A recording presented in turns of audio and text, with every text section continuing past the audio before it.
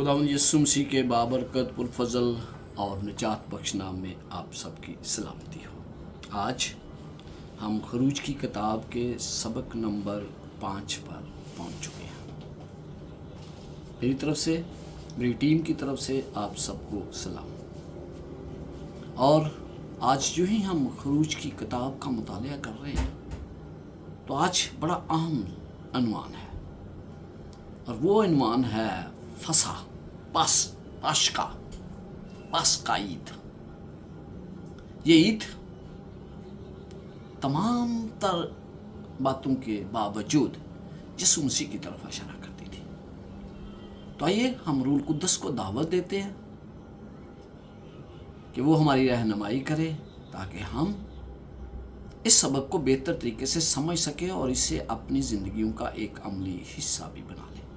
आइए खुदावंद से दुआ करते हैं। बहरोबर के खालिक और मालिक, मैं तेरा शुक्र करता हूँ क्योंकि तू अजीम है, तेरी शफकत अब्दी है, तेरा प्यार निराला है। तू जो आसमान पर हुक्मरान है, हर चीज़ खुदावंद तेरे हुक्म से चलती है। और आज खुदावंद तेरे बंदा को तेरे सुपुर्द करता हूँ। तू खुदावंद मेरी रहनुमाई कर, अपना रूह कुद्दस दे जो मेरी रहनुमाई करे और मैं खुदावंद तेरे पैगाम को दूसरे लोगों तक पहुँचा सकूँ। सुनने वालों को खुदावंद आज के कलाम के ज़रिए अपनी रूहानी बरकत से नवाजना, उन्हें जिस्मानी तौर पर भी खुदावंद तो उनकी ज़रूरियात ज़िंदगी को पूरा करना मांगता हूँ तेरे प्यारे बेटे अपने खुदावंद यीशु मसीह से के वसीला से, आमीन। अगर आज आप इस चैनल से पहली दफ़ा इस पैगाम को सुन रहे हैं तो मेरी आपसे दरख्वास्त है कि आप इस चैनल को सब्सक्राइब करें, टल्ली का बटन दबाएं ताकि आपको तमाम वीडियोस बावक़्त मिल सके। फसा, पास्का ईद, पास ओवर जिसे कहा जाता है। हम देखते हैं कि आज हम जब इसके मुतल्लिक़ मुतालिया करने लगे हैं तो मैं आपको बताना चाहता हूँ कि यीशु मसीह नए अहदनामे में यीशु मसीह ने भी ईद फसा मनाई, लेकिन उसमें आप तल्लक देखते हैं शायरबानी का और ईद फसा का। यीशु मसीह ने अपने शागिर्दों से कहा कि मेरे लिए फसा तैयार करो, और लूका 22 बाब में इसका जिक्र है कि खुदा, अब पहली बात तो यह कि चारों अंजीलों में इसका जिक्र है, और दूसरा हम आज लूका रसूल की अंजील उसके 22 बाब में देखेंगे कि खुदावंद ने जब रोटी ली तो उसका क्या मतलब था, और जब उसने शीरा लिया तो उसका क्या मतलब था। 22 बाब और उसकी 15वीं आयत मैं पढ़ने जा रहा हूँ। यहाँ पर लिखा है, उसने उनसे कहा कि मुझे बड़ी आरज़ू थी कि दुख सहने से पहले ये फसा तुम्हारे साथ खाऊं। यीशु मसीह यहाँ पर फसा का मतलब समझाने जा रहे हैं। फसा जो ये ईद आप जानते हैं कि किस सिलसिले में मनाई जाती थी। आप सबको बाइबल के मुकद्दस से इल्म है कि ये बनी इसराइल से मुल्क की आज़ादी के मतलब ईद थी। मिस्र से इतने 400 साल के बाद वो वहाँ से निकल रहे थे, बल्कि 430 साल हो चुके थे गुलामी में। और फिर यीशु मसीह ने कहा कि मेरे लिए फसा तैयार करो, और जब उसने फसा तैयार की तो वो मेज़ पर बैठा और उसने इस फसा के मतलब को बिल्कुल शायरबानी में बदल दिया। और फिर वो कहता है कि ये फसा मैं नए अहद में तुम्हारे साथ खाऊंगा, यानी यीशु मसीह की आमद के वक्त वो ये ईद हमारे साथ करने जा रहा है। उसने सबसे पहले बेखमीरी रोटी ली और फिर उसने कहा खाओ, ये मेरा बदन है, ये मेरा बदन है जो तुम्हारे लिए दिया जाता है। लिखा है 19वीं आयत में, फिर उसने रोटी ली और शुक्र करके तोड़ी और ये कहकर उनको दी कि ये मेरा बदन है जो तुम्हारे वास्ते दिया जाता है, मेरी यादगारी के लिए यही किया करो। और खाने के बाद प्याला लिया یہ پیالہ میرے اس خون میں نیا عہد ہے جو تمہارے واسطے بہایا جاتا ہے۔ تو ہم آج جب ہم خروج کی کتاب کا مطالعہ کرنے لگے ہیں 10ویں آفت کا، آپ کو 9 آفات کا میں نے پچھلے لیسن میں بتایا تھا، آج ہم 10ویں آفت اور اس کے ساتھ ساتھ عید فصح کے بارے میں سیکھنے جا رہے ہیں۔ 4 باتیں ہیں جن پر آج ہم خاص طور پر غور کرنے لگے ہیں۔ چناؤ کی اہمیت کیا ہے، اور پھر ہم دیکھیں گے کہ یہ جھوٹے دیوتا، دوسری بات جو اس کے ہم دیں، جھوٹے دیوتا کے مقابلے میں خدا کا رد عمل، اور پھر خدا کے اپنے آپ کو خدا کے سپرد مکمل طور پر کرنا، اور پھر چوتھی بات کہ خدا کی نجات کا منصوبہ کیا ہے۔ تو یہ تمام باتیں آج کے اس سبق میں ہمارے لیے ہے۔ 10ویں اور آخری آفت کا پہلے سے بتا دیا گیا، انہیں بتا دیا گیا کہ یہ زندگی اور موت کا حتمی فیصلہ ہونے کو ہے۔ اس کا تعلق کسی فرد کے ساتھ زندگی سے نہیں تھا، بلکہ خاندانوں اور پوری قوم کی خوشحالی دو پر لگی ہوئی تھی، اور اس کے لیے فرعون اور اس کے حکام ذمہ دار تھے، کیونکہ ان کی قوم کے مستقبل کا انحصار فرعون کے اپنے فیصلے پر تھا کہ وہ کیا فیصلہ کرتا ہے۔ آپ نے بھی دیکھا ہے اور مجھے بھی اس بات کا تجربہ ہے کہ جب حالات ہم پر بھاری ہوتے ہیں ہم کیسا محسوس کرتے ہیں، ہم کیا کرتے ہیں، اور ہمیں اگلے قدم اور سمت کا انتخاب کرنا ہوتا ہے تو ہم کیا کرتے ہیں جو ہمارے علاوہ بہت سے لوگوں کی زندگیوں پر بھی اثر انداز ہوتا ہے۔ میں ایک پاسٹر ہوں نا، تو میرا ہر عمل دوسروں کی زندگیوں پر اثر انداز ہوتا ہے۔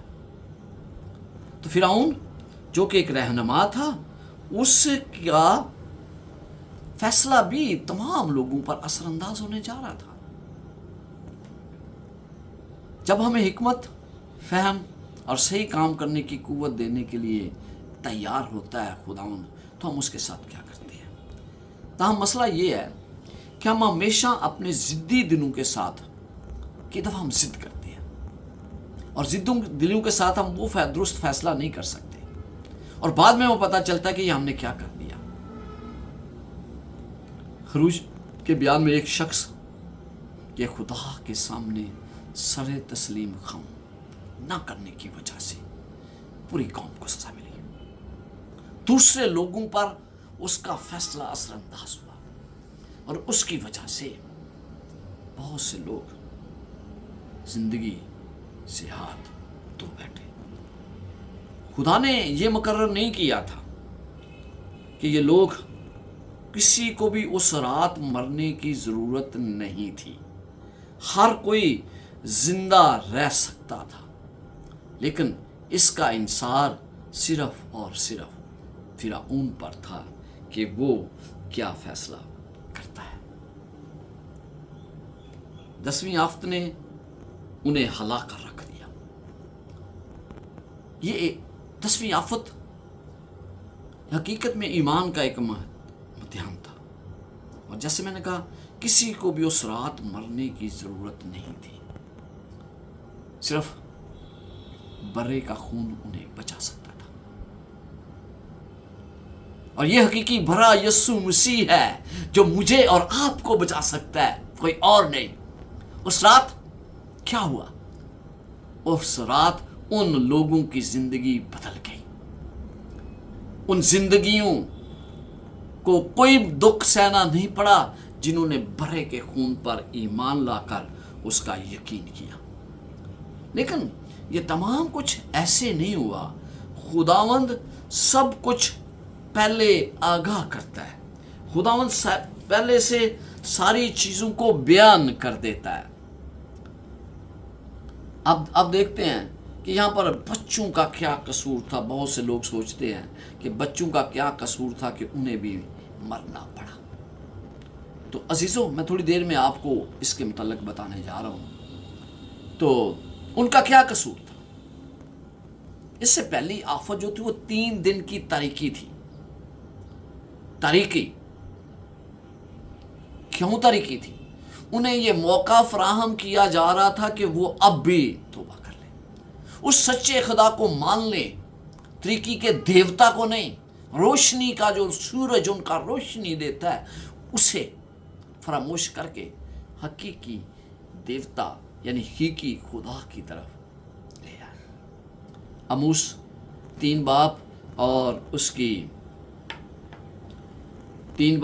7 آیت میں بڑا واضح طور پر بتایا گیا ہے، ہم سب کو بتایا گیا ہے کہ خدا یقیناً خداوند خدا کچھ نہیں کرتا جب تک کہ اپنا بید اپنے خدمت گزار نبیوں پر پہلے آشکارا نہ کرے۔ تو پہلے خداوند کیا کرتا ہے؟ آشکارا کرتا ہے، اور موسیٰ کے ذریعے خدا نے فرعون پر ظاہر کیا کہ آگے کیا ہونے والا ہے۔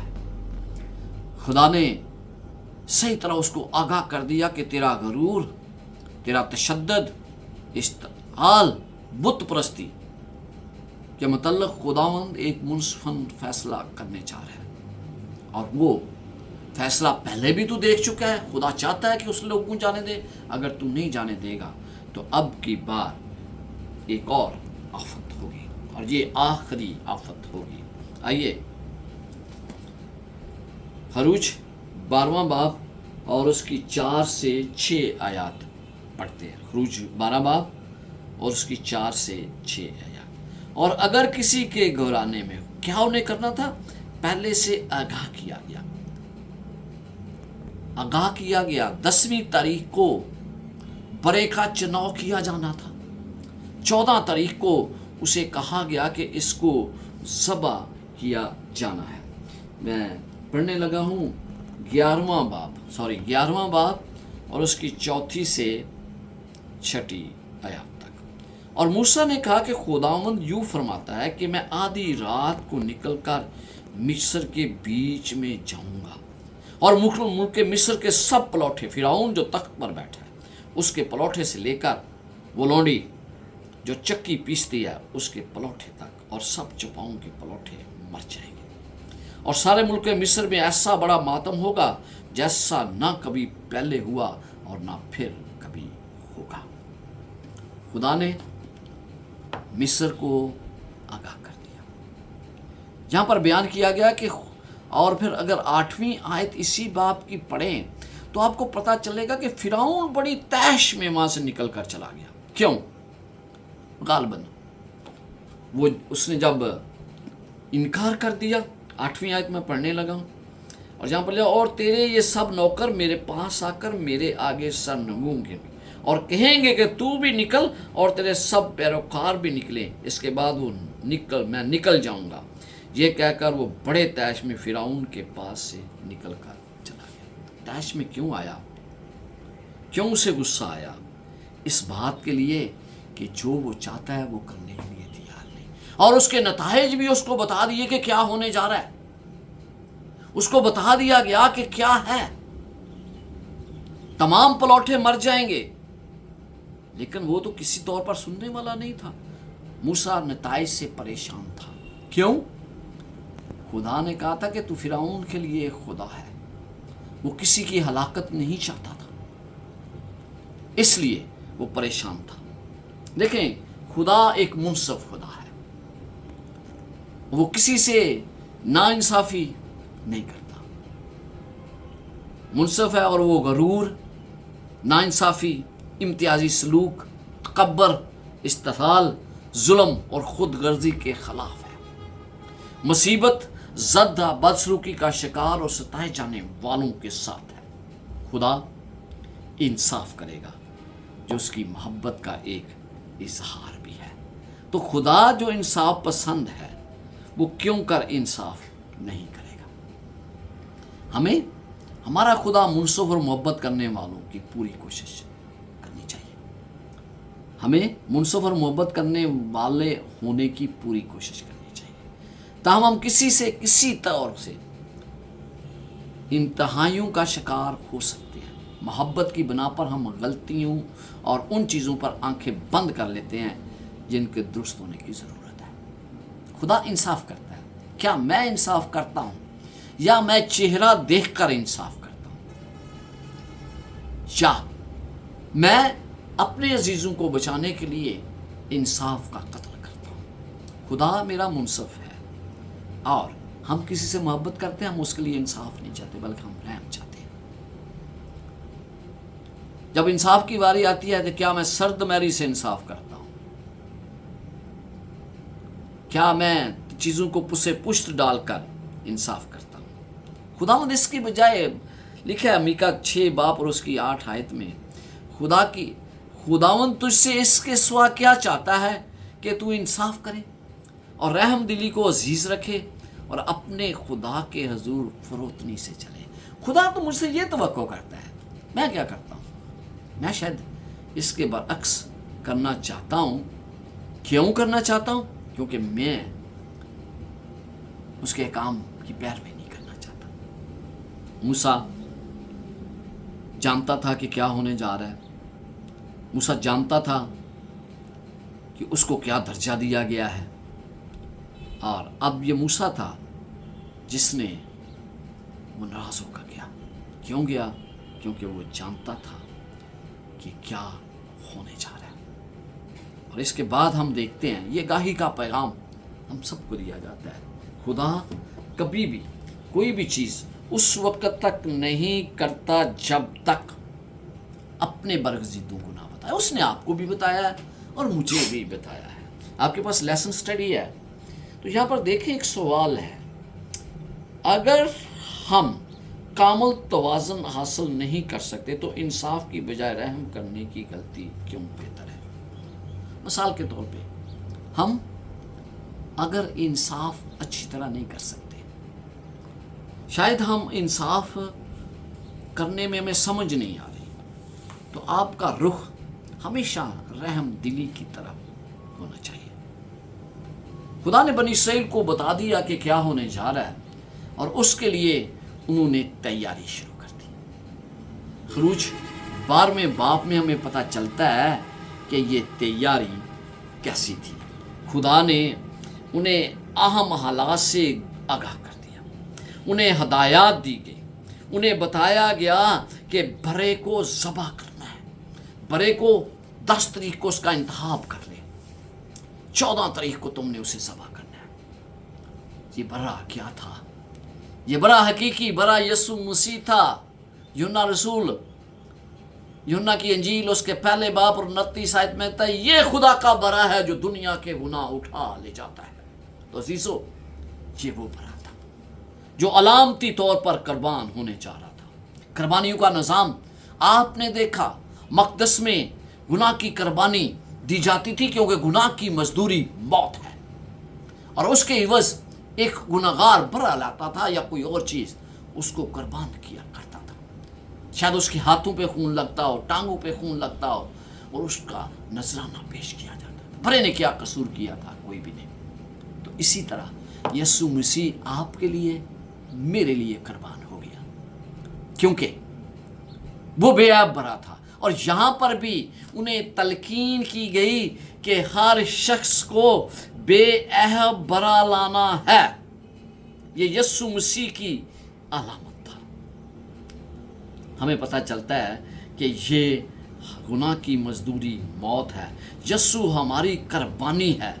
मक़दस में आने से पहले और बाद में हम देखते हैं कि ये तमाम कुछ होता है। आपके पास बाइबल है तो मेरे साथ निकालिए अब्रानियों का ख़त, उसका नामा बाब और उसकी 22 आयत। नामा बाब और उसकी 22 आयत कलाम मुक़द्दस में यूं तहरीर है, और तकरीबन सब चीज़ें शरीयत के मुताबिक खून से पाक की जाती हैं और बगैर खून बहाए माफ़ी नहीं होती। यहाँ ये वाज़िया तौर पर मुझे और आपको बता दिया गया है कि ये माफ़ी मुझे और आपको खून बहाए बगैर नहीं। तो यहाँ कुर्बानियों के सिलसिले में खून बहाया जाता था, लोगों के गुनाह माफ़ किए जाते थे, और आज आपके और मेरे गुनाह माफ़ करने के लिए यीशु मसीह आसमान पर मौजूद है। तो कितना ज़रूरी है कि हम इस बात को अच्छी तरह समझें کہ خدا مجھ سے کیا توقع کرتا ہے کہ میں اس کی تیاری کروں۔ جب آپ دیکھتے ہیں کہ عام طور پر یہ توقع کی جاتی ہے کہ جب موسیٰ اور ہارون کو جانا تھا، ملک سے نکلنا تھا، تو خدا نے انہیں یہ نہیں بتایا کہ ہدایات نہیں دی کہ بچوں کو، ماؤں کو اور معاشیوں کو کس طرح تم نے آرگنائز کرنا ہے، کس طرح جانا ہے، لیکن اس نے عید فصح کے متعلق انہیں آگاہ کیا۔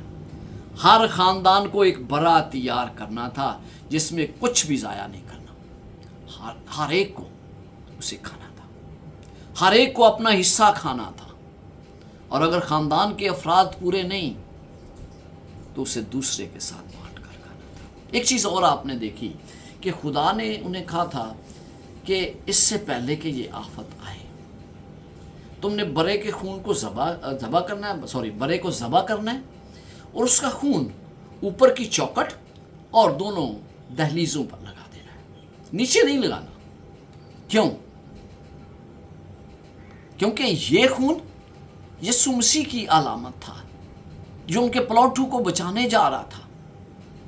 اس لیے یسوع مسیح کا خون پاؤں کے تلے نہیں روندا جا سکتا، اس لیے انہیں کہا گیا کہ آپ ایسا کریں۔ آئیے خروج 12واں باب اور اس کی 12 سے 14 آیات پڑھتے ہیں۔ خروج 12واں باب اور اس کی 12 سے 14۔ اس لیے کہ میں اس رات ملک مصر میں سے ہو کر گزروں گا اور انسان اور حیوان کے سب پلوٹوں کو جو ملک مصر میں ہیں ماروں گا، اور مصر کے سب دیوتاؤں کو بھی سزا دوں گا، میں خداوند ہوں۔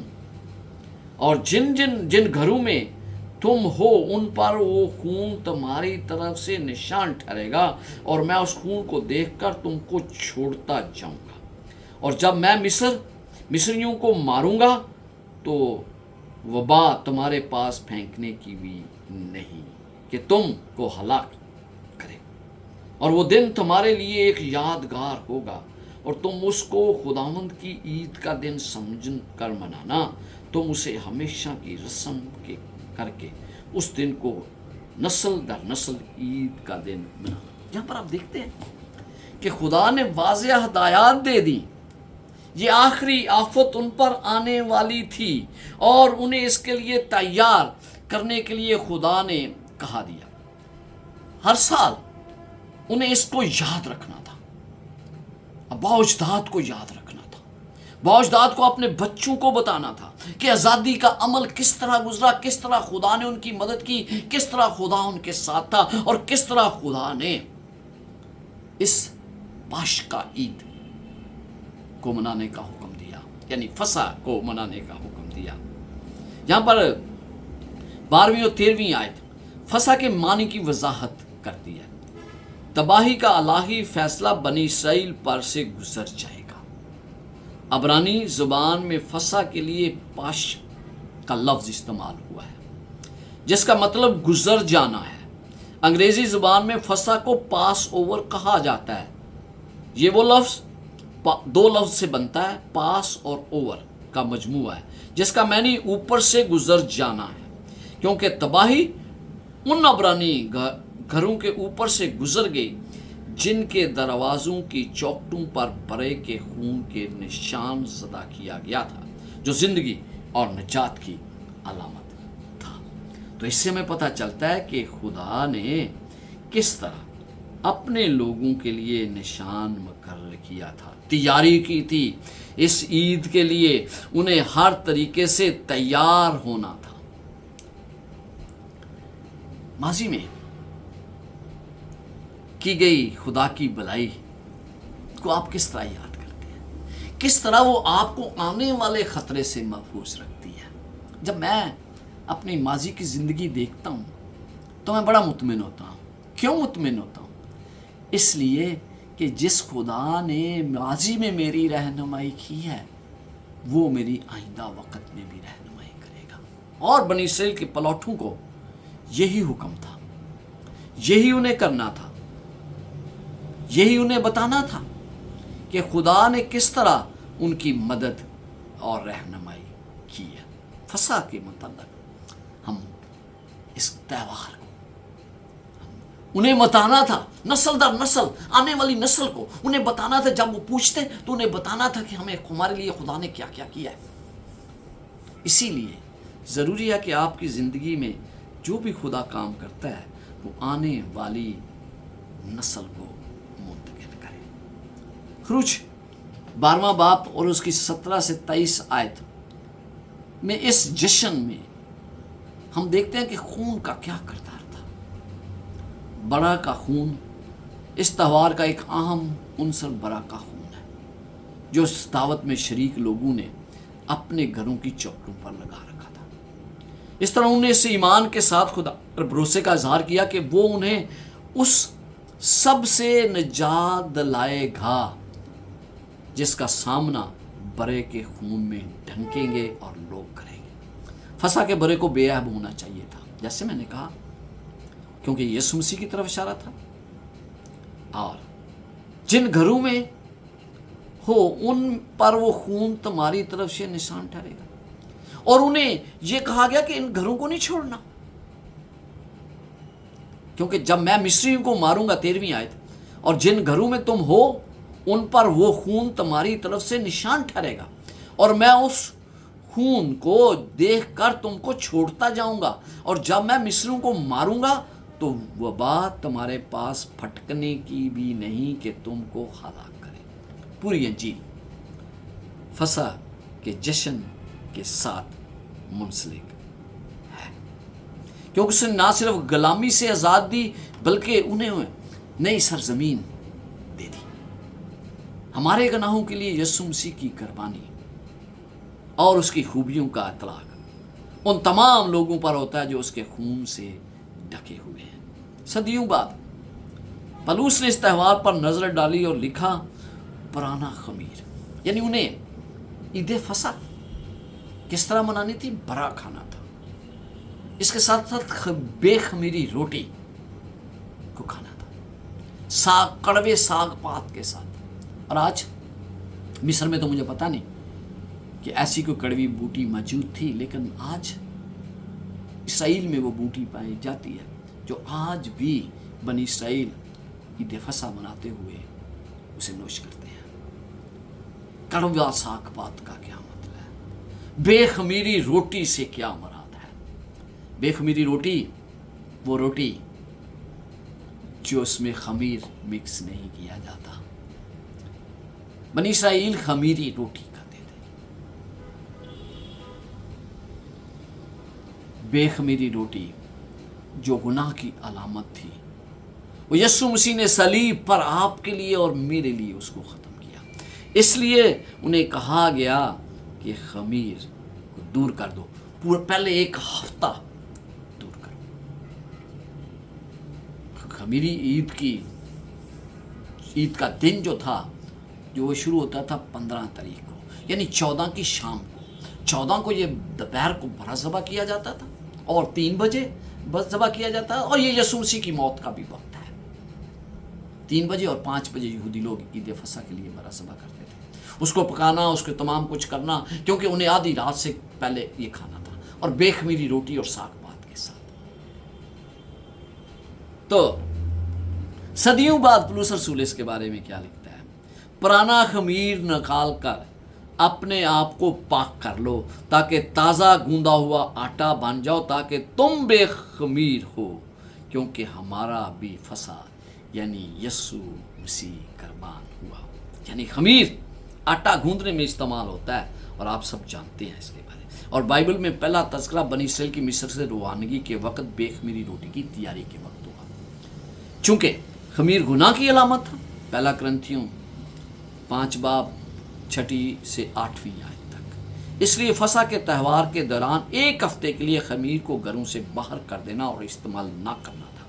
अजीजों, आज भी बनी इसराइल लोग 1 हफ्ता पहले इसकी तैयारी करते हैं। आज भी वो बरे का इंतखाब 10 तारीख को करते हैं, लेकिन उससे पहले खमीर अपने घरों से, तमाम बेकरी से, तमाम दुकानों से दूर कर दिया जाता। मुल्क के इसराइल में, कनान में खमीर का कहीं नामो निशान नहीं होता। आज भी ये ईद मनाई जाती है। बेखमीरी रोटी बेगुनाह मसीहा की अलामत है, जिसने तमाम आजमाइशों पर काबू पाया और हमारे लिए अपनी जान दी, खून में डुबोया। जूफा कहते हैं जूफे के साथ बांस में भर के तो आपने लगाना है। जूफा किस लिए? जूफा हमें पता चलता है ज़बूर 51 और उसकी 7 आयत में पढ़ूंगा। बाकी भी बहुत से हवाले हैं जो हमें बताते हैं कि जूफा जो है वो किस लिए इस्तेमाल किया जाता था, लेकिन मैं सिर्फ एक हवाला पढ़ने जा रहा हूँ, ज़बूर 51 बाब और उसकी 7 आयत। अगर आपके पास बाइबल मुकद्दस है तो मेरे साथ ज़रूर निकालिए ज़बूर 51 और उसकी 7 आयत। कलाम मुकद्दस में लिखा है, जूफे से मुझे साफ कर तो मैं पाक हूँगा, मुझे धो और मैं बर्फ से ज़्यादा सफ़ेद हूँगा। यहाँ पर आपको पता चलता है कि जूफा बुनियादी तौर पर किस काम के लिए इस्तेमाल होता था? सफाई के लिए। और हमें यह पता चलता है कि ये सफाई है जो हमें करनी है। सफाई थी। फसा के ज़रिए यस्सु के छुटकारे का काम ज़ाहिर होता है कि यस्सु मसीह हमें आज़ाद करेगा। ये हकीकत है कि मसीह का खून हमारे लिए कफ़ारा है, यानी खुदा ने हमें सिखाने के लिए कि गुनाह कितना बुरा है खुद कफ़ारा दिया। कितनी अहम और असीम बात है कि खुदा ने हमारे लिए ये विरासत थी, ये विरासत थी। ज़बूर नवीस लिखता है, जैसे हम बताते हैं ना आने वाली नस्ल को, तो बनी इसराइल को भी कहा गया कि आने वाली नस्ल को इससे आगाह करना है। ज़बूर नवीस 145 उसकी 4 आयत में लिखता है, एक पुश्त दूसरी पुश्त से तेरे कामों की तारीफ और तेरी कुदरत के कामों का बयान करेगी। एक खानदान दूसरे खानदान के साथ खुदा और उसके शानदार कामों और तालीमात के मुताल्लिक बात करे, ताकि बाइबल का इल्म दूसरी नस्ल तक मुंतकिल हो जाए। खरूज 12वां बाब और उसकी 24 से 28 आयत मैं पढ़ूंगा, और यहाँ पर हमें पता चलता है कि खुदा उनसे क्या तवक्को रखता था। 24 आयत, और तुम इस बात को अपने और अपनी औलाद के लिए हमेशा की रस्म करके मनाना, और जब तुम उस मुल्क में जो खुदावन तुमको अपने वादा के मुवाफिक देगा दाखिल हो जाओ तो इस इबादत को बराबर जारी रखना। और जब तुम्हारी औलाद तुमसे पूछे कि इस इबादत से तुम्हारा मकसद क्या है, तो तुम ये कहना कि ये खुदावन की फसा की कुर्बानी है, जो मिस्र में मिस्रियों को मारते वक्त बनी इसराइल के घरानों को छोड़ गया और यूं हमारे घरों को बचा लिया। तब लोगों ने सर जगाकर सजदा किया। वालिदैन को बच्चों के उस्ताद होना चाहिए, और खूज की कहानी ना सिर्फ माजी के वाक़या बल्कि अपनी शख्सी तजर्बे के लिए भी उन्हें ये कहानी बताना थी। आज मुझे और आपको भी ये कहानी बताने के लिए कहा गया। ये काबिल ज़िक्र बात है कि बनी इसराइल अभी मिस्र ही में थे जब उन्हें मिस्र से आज़ादी का जश्न मनाने के लिए कहा गया। तो फिर ये पूरा जश्न ईमान का एक अमल था। हदायत हासिल करने के बाद लोगों ने अपने निजात दहिंदा को सर झुकाकर सजदा किया और फिर फसा की हदायत पर अमल किया। इसी ही अस्तिशना में बनी इसराइल अपनी कहानी बयान करते हुए वो कहते हैं, बनी इसराइल की अपनी कहानी वहाँ पर दर्ज है कि किस तरह वो मिस्र में गए, थोड़े से थे, बड़ी कौम बने, किस तरह उन पर जुल्म हुआ, बदसलूकी की, दुख दर्द, सख्त मुसीबत उठाई। और लिखा है, और हमने खुदावंद अपने बाप दादा के खुदा के हजूर फरियाद की तो खुदावंद ने हमारी फरियाद सुनी। अगर खुदा बनी इसराइल की मुसीबतों में फरियाद सुनता है तो वो आपकी फरियाद भी सुनने के लिए तैयार है। और फिर बड़े मुआजिज़ात के ज़रिए उन्हें वहाँ से निकाल लाया।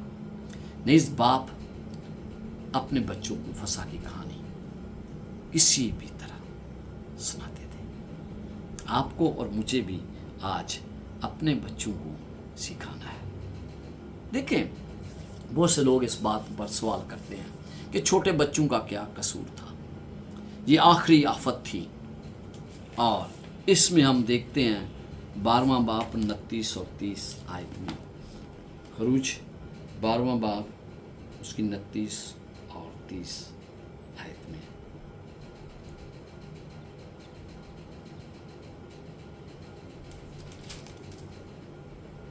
لکھا اور آدھی رات کو خداوند نے ملک مصر کے سب پلوٹوں کو، فرعون جو اپنے تخت پر بیٹھا تھا اس کے پلوٹے سے لے کر وہ قیدی جو قید خانہ میں تھا اس کے پلوٹے تک، بلکہ چپاؤں کے پلوٹوں کو بھی ہلاک کر دیا، اور فرعون اور اس کے سب نوکر اور سب مصری رات ہی کو اٹھ بیٹھے، اور مصر میں بڑا قہرام مچا، کیونکہ ایک بھی ایسا گھر نہ تھا جس میں کوئی نہ مرا ہو۔ بڑا دکھ اور افسوس کہ ایک بندے کی، ایک آدمی کے فیصلے کی وجہ سے مصریوں پر اتنی بڑی مصیبت آئی۔ یہ ان پر ہی مصیبت نہیں تھی، حقیقت میں مقابلہ ان کے دیوتاؤں، ان کے معبودوں جن کی وہ پرستش کرتے تھے، اور حقیقی خدا کے درمیان تھا۔ مصریوں کو بہت سے موقع دیے گئے، انہیں بار بار ہدایت دی گئی، لیکن انہوں نے خدا کی بے قدری کی، اور اس لیے وہ زیادہ واضح ہو گیا کہ وہ مصر کے جو ہلاکتیں ہیں تو ان کی وجہ سے ہیں۔ مصر کے وسیع دائرہ کار میں ہر گھرانے کا غرور خاک میں ملا دیا گیا، فضا ماتم کرنے والوں کی چیخوں اور آہوں سے پر ہو گئی، سیاہ چہرے اور کانپتے ہوئے عصا کے ساتھ بادشاہ اور درباری اس حد سے زیادہ ہولناکی سے پریشان تھے۔ فرعون مصر کی حتمی طاقت اور دیوتاؤں کی نمائندگی کرتا تھا، اور اس کا پلوٹا بیٹے کو دیوتا سمجھا جاتا تھا۔ آئسس ایک بچوں کی حفاظت کی دیوی تھی۔ کیا اس نے بچوں کی حفاظت کی؟ ہرگز نہیں۔ ہاکٹ ایسی دیوی تھی جو بچوں کی پیدائش کے وقت خواتین کی مدد کرتی تھی کہ وہ ان کو جنم دے۔ ایک اور دیوتا من ایک ایسا دیوتا تھا جو مصریوں کے تالیدی عمل میں اہم کردار ادا کرتا تھا۔ اس کے علاوہ مصری زرہیزی کے کئی دیوتا تھے۔ یہ تمام دیوتا زندہ خدا کے مقابلے میں بے اختیار تھے۔ موسیٰ لکھتا ہے خروج 15 باب اور اس کی 11 آیت میں، نمودوں میں ایسا خداوند تیری مانند کون ہے؟ کون ہے جو تیری مانند اپنے تقدیس کے باعث جلالی اور اپنی مدح کے سبب سے رو والا اور صاحب کرامات ہے؟ کوئی بھی نہیں۔ بعد میں یترو نے ایک گواہی دی، اور اس کی گواہی کیا تھی؟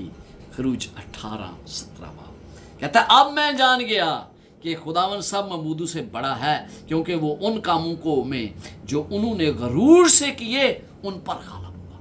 ان کی غرور، ان کی تمام کچھ چیزوں کو مٹانے کے لیے خدا نے ایسا قدم اٹھایا۔ خروج 1 باب میں آپ کیا پڑھتے ہیں؟ یہاں پر مصر کے بادشاہ نے تمام پلوٹوں کو مارنے کا حکم دیا تھا، تمام بنی اسرائیل کے بچوں کو مارنے کا حکم دیا تھا، تمام کے تمام۔ لیکن یہاں پر تو خدا نے پلوٹوں کو مارا۔ انہوں نے مصریوں نے اسرائیلیوں کو کمزور اور ذلیل کیا، اور انہوں نے خداوند کے روبرو ان کے بیٹوں کو قتل کیا۔ اندازہ لگائیں کہ فرعون کے لوگ آ کر ایک ماں سے بچے کو چھینتے ہیں اور اسے قتل کر دیتے ہیں۔ اس ماں پر کیا گزرتی تھی، اس خاندان پر کیا گزرتی تھی؟ نتائج بہت برے ہوئے، اور خدا نے مصریوں کے پلوٹوں کو مار دیا۔ جو بھی نتیجہ ہو، یہ میرے اور آپ کے فیصلوں کی وجہ سے آتا ہے، اور دردناک سچائی یہ ہے کہ ان نتائج سے ہم اکیلے نہیں بلکہ دوسروں پر بھی اثر انداز ہوتا ہے۔ لہذا فیصلہ کرتے ہوئے ہمیں سوچنا چاہیے، کیونکہ میرا فیصلہ میرے خاندان کو، میری کلیسیا کو متاثر کر سکتا ہے، جس طرح فرعون کے فیصلے نے تمام قوم کے لیے مصیبت پیدا کر دی۔ اور بعض اوقات بے گناہوں کو تکلیف کا سامنا کرنا پڑتا ہے، بالکل اسی طرح جس طرح ان پلوٹوں کو کرنا پڑا، ان کا قصور کیا تھا۔ بعض اوقات بڑوں کا فیصلہ چھوٹوں پر اثر انداز ہوتا ہے۔ گناہ کی نوعیت ایسی ہی ہے، لہذا آپ کو دوسروں کے گناہوں کا سامنا کیسے کرنا پڑا، آپ کے گناہوں سے کسی اور کو کیسے تکلیف پہنچتی ہے، یہ آپ کے سوچنے کا سوال ہے کہ ہم میرے گناہوں سے خداوند ہماری رہنمائی کریں۔ یوں ہی آج ہم اس سبق کو اپنی زندگیوں کا ایک عملی حصہ بناتے ہیں۔ مجھے کامل یقین ہے کہ آپ میری طرح خروج کی کتاب سے بہت کچھ سیکھ رہے ہیں۔ خداوند آپ کو اور آپ کے گھرانے کو اپنی برکات سے نوازے۔ یوں ہی آپ اس سبق کا مطالعہ کرتے ہیں۔ خداوند آپ کے ساتھ ہو اور آپ کو برکت دے، آمین۔